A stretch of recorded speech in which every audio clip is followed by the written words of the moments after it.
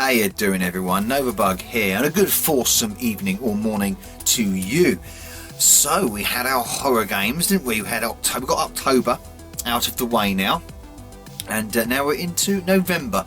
So this is the this is this show, the next show, and January's, and that will be it for the Friday Foursome for the foreseeable future.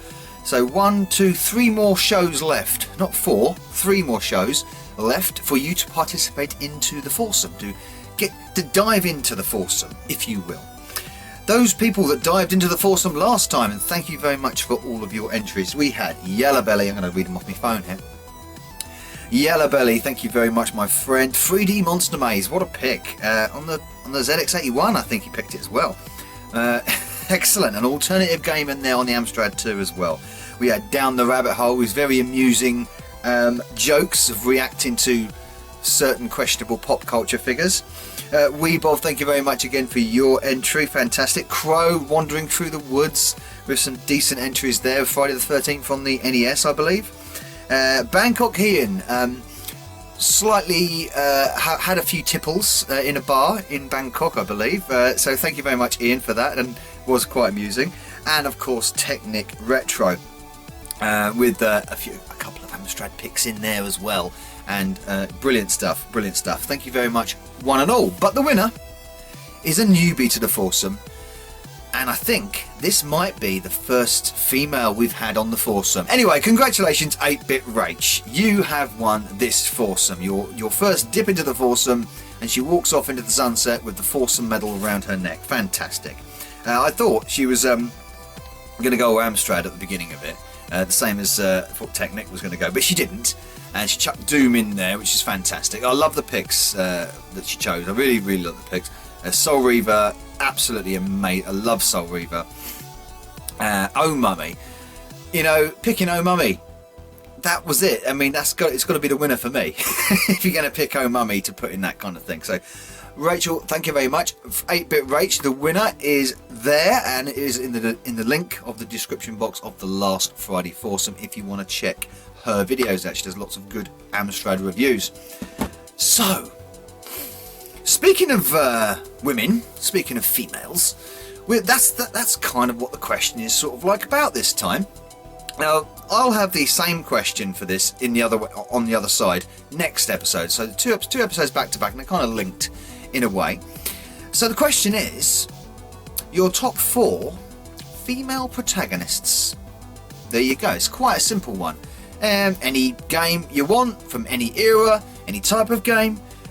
The only stipulation is they've got to be heroes, protagonists, good girls, maybe characters you play, or maybe side characters. Who knows what you chose? And they've got to be female, of course. So there is the criteria. There's loads to choose from here. And of course, you probably guessed what the next episode's going to be all about now anyway. But we'll leave that until December.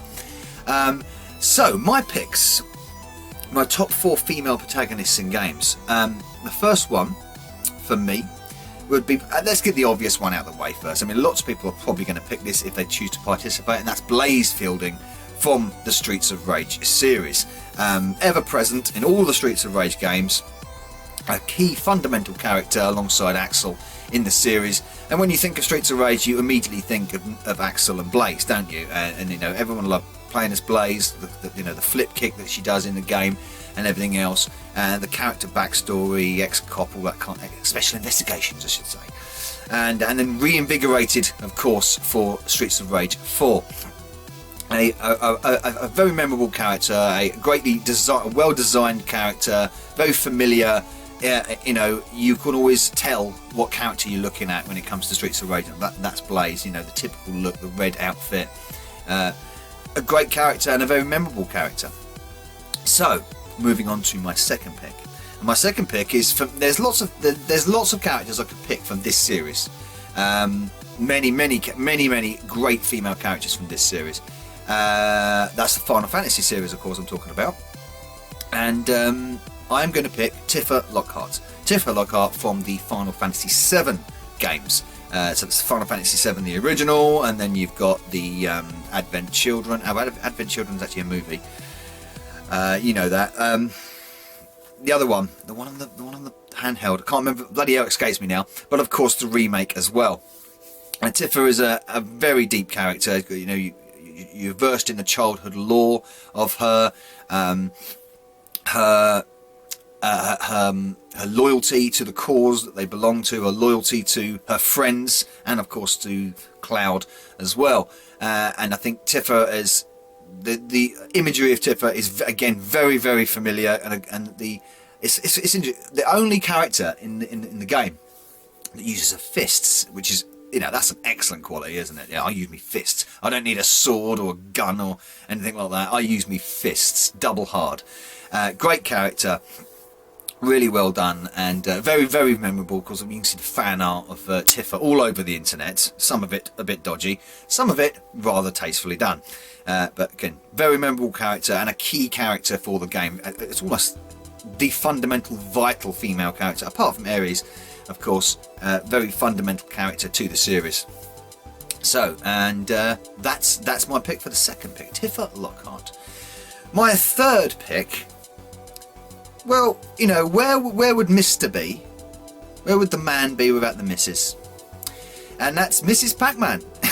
And Mrs. Pac-Man was obviously the follow-up to Pac-Man, whatever you want to call it.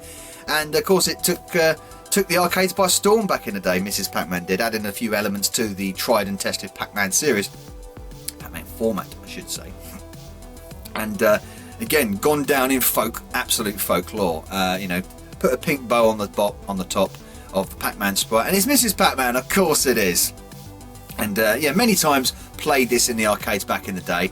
I don't know, I think I might have played Mrs. Pac-Man in the arcades more than I did Pac-Man. I'm sure I did. I'm pretty sure I did, because I remember playing Pac-Man a bit, but Mrs. Pac-Man was always sort of like more frequent, especially in the fairground arcades, I remember. So a classic pick, probably one of the earliest, I want to say, female protagonists, maybe, could be, I don't know, might be even the first, I don't know, but very important to gaming history, of course. My fourth pick. Now, I was torn between two characters here. Now, one of them was pretty predictable, but one of them slightly less predictable. And I want to go with now this is a game and a series that I really love. I love the Gunbird series, the shoot 'em ups of the Gunbird games, and the witch character that sort of like transposes the two of them, and it's the character you end up most playing as well, and that's the character of Marion from the Gunbird series, the Gunbird 2 in particular. I'm thinking of, again, very, very iconic with the game. When you see an image of Gunbird and Gunbird 2, you always see Marion on the broomstick with the little cat thing. With I think she's supposed to be quite a young character as well. But again, very memorable, and the cry, and it's the shouts that she makes in the game that gives her the character. It screams her name, Marion, and all stuff like that. I mean, I can't do that. Of course, I can't do the voice. But it's the character that sticks with me the most from that game. Probably not in terms of firepower, probably not the most powered character. I think she's the most balanced character in the series, but it's the one I remember the most. And I think a lot of the time when you see artwork of both games, Gunbird 1 and Gunbird 2, you see Marion all the time. It's the first character that jumps out. She's kind of like the lead character from that series. Very iconic.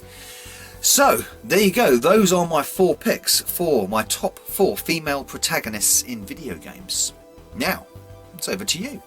There's loads to pick from, you go for it, anything you want, of course. Stipulations, got to be a hero / protagonist / good girl, got to be female, and any game you want to pick. Any game you want to pick, go for it. As always, this is across the board and entirely up to interpretation as well in the way you want to do it, which could be a playable character, a non-playable character,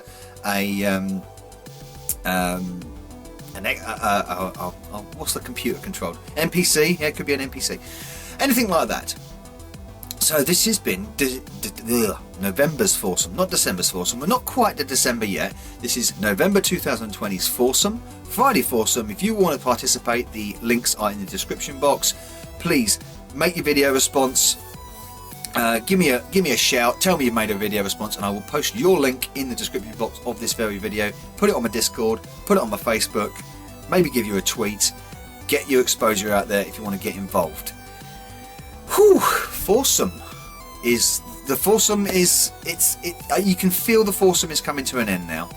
I've got 2 more shows after this, and then the series will take another break. Take probably another year break. We'll see, because I do want to bring another show back, but we'll talk about that next year, I believe. In the meantime, this is the Friday Foursome for November, with Novabug saying, you can see my breath, cold in the loft, out.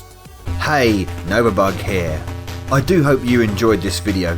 Please support the channel by liking and commenting, and of course subscribing if you haven't already done. If you would like to support me further, please consider joining my bug army via Patreon. And also don't forget to follow me over at Facebook, Twitter, BitChute and Twitch. And a salute to my bug army generals Sam M, Sweet Nanak, Pete Walker and Craig Harrison. Thank you everyone for supporting me. Novabug out.